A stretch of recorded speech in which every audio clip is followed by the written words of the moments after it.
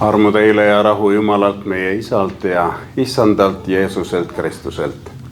Jutluse aluseks on Apostlite teod, 2. peatükk salmidest 1-13. Kui 4 pühapäev kätte jõudis, olid nad kõik koos ühes paigas. Ja äkitselt tuli taevast kohin otse, kui tugev tuul oleks puhunud ja täitis kogu koja, kus nad istusid. Ja nad nägid otse kui hargnevaid tulekeeli, mis laskusid iga üksiku peale nende seas. Ja nad kõik täideti püha vaimuga ning hakkasid rääkima teisi keeli, nõnda nagu vaim neile andis rääkida. Jeruusalemmas oli aga elamas juute, vagasid mehi, kõigi rahvaste keskelt, kes on taeva all.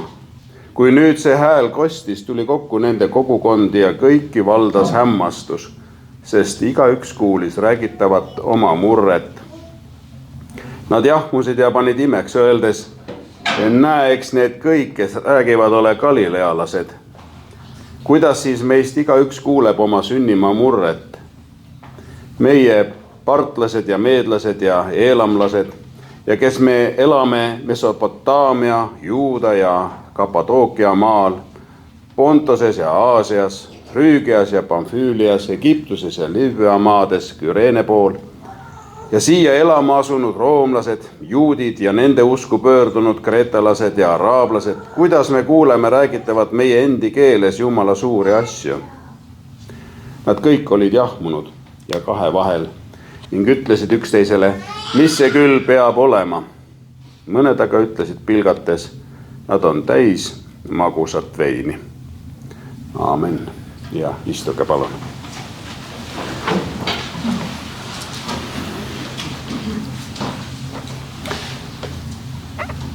Kas teil on veel meeles, milline oli täna Jeremia sõnum meile? Mis me lugesime? Ta annab meile uue südame, vahetab kivise südame lihase südame vastu. Ja siis Johannes julgustab meid, et on tulemas püha vaim. Ja nüüd apostlite tegudes me näeme, et see kõik ongi aset leidnud. Täna tahan teile jutlustada või võtta kokku just need kõik 3 kirjakohta, mis on tegelikult üks komplekt. Üks suur visioon, üks suur nägemus, üks suur pilt. Üks väike poiss jäi esimest korda koju üksi. Ema pidi ära minema ja poiss väga kartis.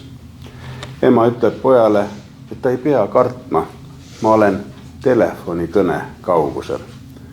Kui ma eemal olen ja sa mind ei näe, siis tea, et ma olen tegelikult sinuga. Mõne aja pärast helistas ema, poiss kuulis ema häält, rahunes. Väliselt poolt poisi olukorras mingit muutust, aga seesmine informatsioon, et ema kõnetas, ema on olemas, rahustas ta maha. Inimese suurim hirm on sageli üksindus. Just sellepärast on Jeesuse sõnad Johannese evangeeliumis nii lohutavad. Ta ütleb, ma ei jäta teid vaeslasteks. Jeesus räägib jüngritele ajast, mil ta enam nähtavalt nende keskel ei ole. Jüngrid on mures ja hirmul, aga Jeesus tõotab neile, et lohutaja on tulemas, püha vaim on teel nende juurde. See on ka tänase jutluse kese. See, mida sooviksin teiega jagada ja mida te võiksite kaasa võtta. Jumal ei taha olla ainult kauge õpetus või mälestus minevikust. Ta tahab olla elav ligiolu inimese elus. Jeesus ei jätta oma inimesi üksi. Jeremia raamatus kuulsime tõotust uuest lepingust. Ma panen oma seaduse nende sisse ja kirjutan selle neile südamesse. Jumal tõotab midagi täiesti uut. Mitte ainult väliseid käske, vaid seesmist, sisemist osadust. Mitte ainult teadmist Jumalast, vaid Jumala kohalolu inimese sees. Üks õpetaja kirjutas enne eksamit klassitahvlile ühed käsusõnad. Eksami ajal ei tohi spikerdada. Kõik õpilased nägid seda, noogutasid nõustuvalt kaasa ja kui nad eksamiga alustasid, leidus ikka neid, kes püüdsid salaja petta. Hiljem ütles õpetaja, te teaksite reeglid peast. See reegel oli teie silme ette kirjutatud, aga rikkusite sellepärast, et see ei olnud teie südames. See lihtne näide kirjeldab hästi inimese elu Jumala ees. Me võime teada, mis on õige. Me võime tunda käske, palveid ja usutõdesid, aga teadmine üksi ei muuda inimest. Jeremia kuulutab uut lepingut mitte enam ainult kivilaudu või väliseid käske, vaid sisemist muutust. Jumal tahab teha midagi palju sügavamat, muuta inimese südant.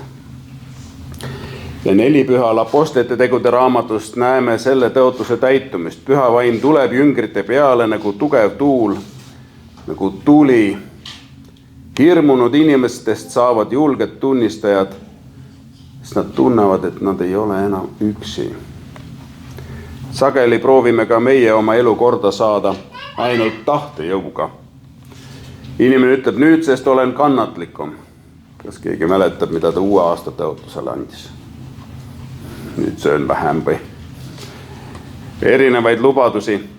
Nüüdsest palvetan rohkem. Nüüdsest ma enam ei ärritu. Olen hea mees oma naisele ja lastele isa. Aga üsna kiiresti märkame, et vanad harjumused tulevad tagasi. Meie oma jõust jääb väheseks. Sellepärast me vajamegi Jumala vaimu. Apostlite tegude raamatust kuuleme, kuidas jüngrid olid nelipühal koos, nad olid hirmunud ja ebakindlad. Nad mäletasid küll Jeesuse sõnu, kuid ikka veel peitusid nad suletud uste taga, sest nad kartsid, et nii võetakse kinni ja nendega toimitakse nii, nagu tehti Jeesusega. Siis aga tuli kohin, tugev tuul ja ilmusid tulekeeled ja nad said täis püha vaimu. Äkitselt muutus kõik. Need samad kartlikud inimesed hakkasid julgelt kuulutama Jumala suuri tegusid. Ja kui te teate, siis nad ju enamus kõik surid. Sellepärast, et nad uskusid Jumalasse. Aga nad surid väes, nad surid auliselt, nad ei löönud araks, sest Jumala vaim oli nendega. Ühes koguduses rääkis mees, kes oli aastaid olnud väga kinnine inimene. Ta ütles, et ta ei suutnud isegi oma lähedastele öelda häid sõnu. Kõik tundus piinlik ja raske, aga siis jäi ta haigeks. Raske haigus tabas teda. Ta oli pikalt haiglas, ta mõtles elu üle järele. Kui ta sealt välja tuli, hakkas käima kirikus ja palvetamas. Ühel päeval märkas tema tütar midagi erilist. Isa kallistas teda ja ütles lihtsalt oma tütrele, mul on hea meel, et sa oled olemas. Tütar puhkes nutma, sest ta polnud neid sõnu peaaegu kunagi oma isalt kuulnud. Mis oli muutunud? Mitte ainult inimese käitumine, vaid Jumal puudutas ta südant. Just seda teeb püha vaim. Ta ei tule ainult selleks, et anda meile teadmisi usu kohta. Ta muudab inimese seest poolt. Annab julguse sinna, kus enne oli hirm. Annab andestuse sinna, kus oli kibedus. Annab armastuse sinna, kus süda oli külm. Johannese evangeelium aitab meil mõista, miks see kõik sünnib. Jeesus ütleb, kui te armastate mind, siis pidage mu käske. Ja need sõnad ei ole ähvardus, vaid see on kutse suhtesse. Armastus ei sünni sunnist. Kui inimene armastab, siis ta tahab hoida seda, mis on kallis. Üks abielupaar tähistas hiljuti 50. abieluaasta pulma-aastapäeva. Ja keegi küsis mehelt, kuidas te olete nii kaua koos püsinud. Ja mees vastas, armastus ei püsi ainult tunnete peal. Iga päev tuleb valida, et hoolid teisest inimesest.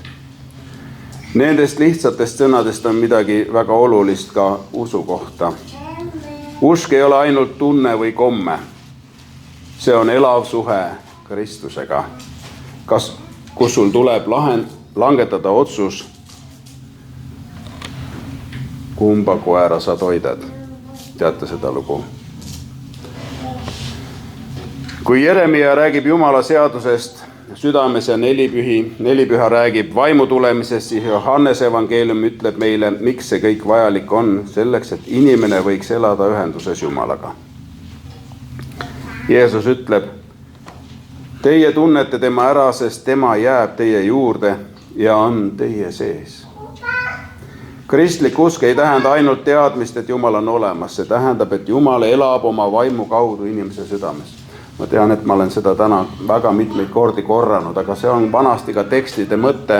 Kui üks mõte kordub, siis see on selle teksti sisu edasiandmise süda.